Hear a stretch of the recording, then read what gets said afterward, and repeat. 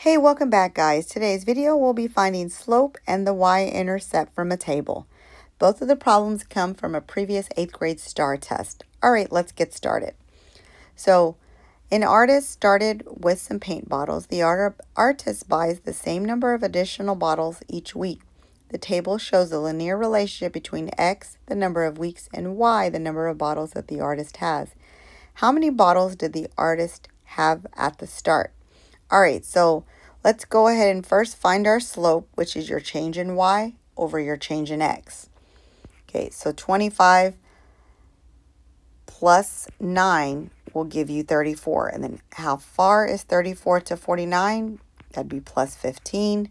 How far is 49 to 58 would be plus 9. We'll repeat the same process on the left side. How does 4 become 7? Plus 3. How does 7 become 12 is plus 5. And then how does 12 become 15? Plus 3. So you ended up with 9 over 3, 15 over 5, and then 9 over 3. These is your change in Y's over your change in X, but they all simplify to 3. So our slope is 3. What we're going to do is we're going to multiply slope by all your X values, and then we'll see how far we are from the Y values. I know it's not going to equal the Y because we already know it's a non-proportional relationship because it said how many bottles did the artist have at the start.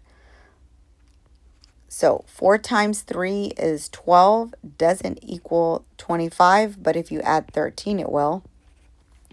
7 times 3 is 21, doesn't equal 34, but if you add 13 it will. 12 times 3 is 36. How far is 36 to 49? Plus 13.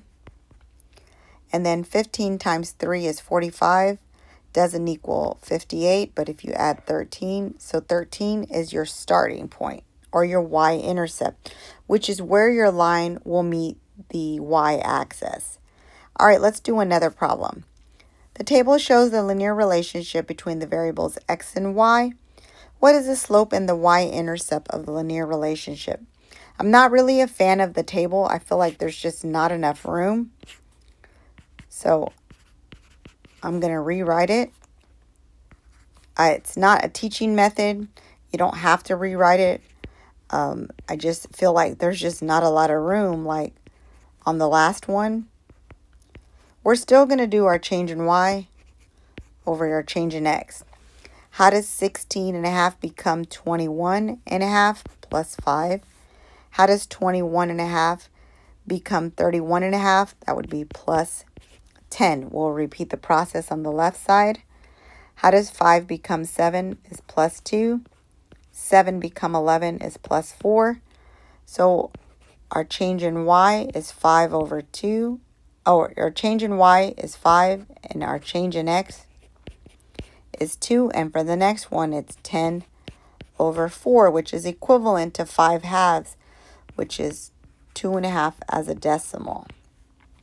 So I'll put my 2.5 on my rule section. And the same as the last time, I'm going to multiply by all my X values.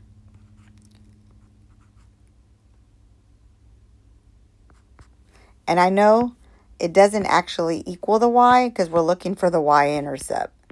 You don't have to put an equal sign. I just prefer to. So I'm going to go to the right side and I'm going to do my math. 2.5 times 5. That's 5 times 2 is 10 plus 12. So we know a 12.5 doesn't equal 16.5. However, if you add 4 to it, it will. Now I'm going to repeat the same process of 2.5 times 7. And then we ended up with 17.5. Does not equal 21.5. However, if you add 4, it will.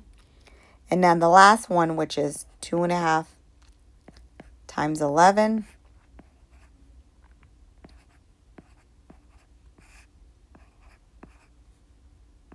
You ended up with 27.5. It's supposed to equal 31.5, but if you add 4, so now you have your slope as 2.5 and your y-intercept as a positive 4, meaning it's going to cross your y-axis above the origin at 4. All right, well, thanks for watching. If it helped, don't forget to hit like, subscribe, or even drop a comment.